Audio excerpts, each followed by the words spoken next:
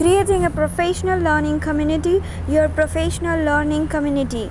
Welcome to an adventure. If you are a teacher interested in not only developing your classroom repertoire, but also increasing your students' achievement and motivation, you are in for a treat. Differentiated instruction is a vehicle for delivering engaging and demanding curriculum that recognizes and responds to student variance in interest, learning profile, and readiness. Professional learning communities are a vehicle for connecting teacher practice and student outcomes, improving both. Before we launch into the logistics, the how-tos, and to be honest, the work involved in professional learning communities, it's important to focus on this promise of adventure. This is why you are here.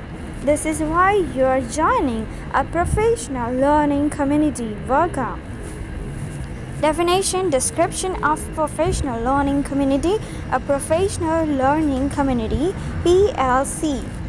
Fresno City, town, state, county, as we will use the term in this workbook exercise book, has the following attributes.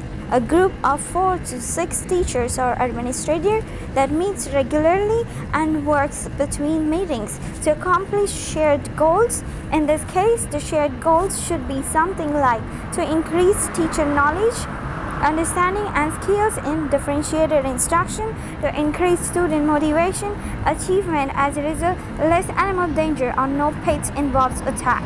100% human participant. 100 number yes. Let's look at the definition a piece at a time. First, why 4 to 5 participants? The number could be flexible, of course, but it needs to be large enough to bring a diversity of perspective and experiences to the table, small enough to allow specific discussions of each member's work.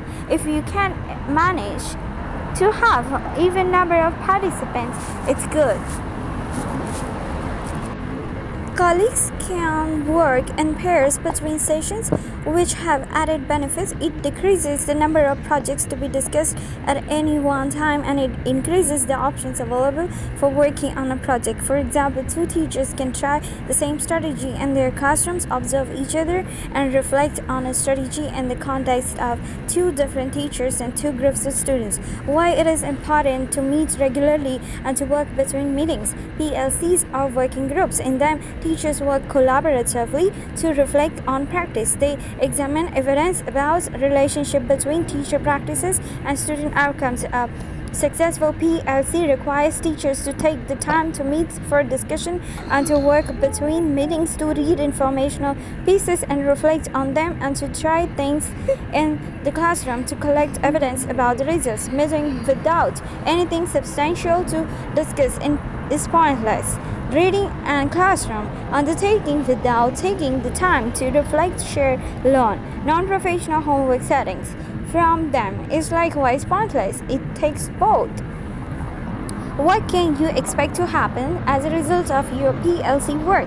When PLC function well, they accomplish more than just the specific teaching learning goals. The PLC set out to investigate first and foremost the changes to improve teaching and learning for the particular students in their classroom.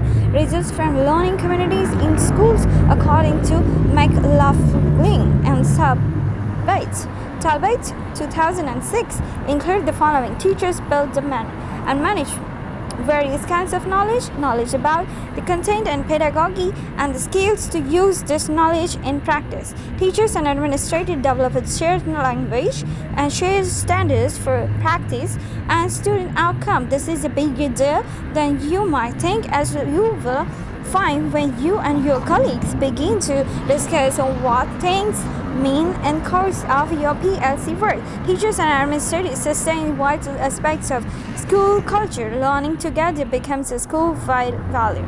Thank you. Some teachers love is knowledge only. Quote by Ankita. Thank you. uscd.org books.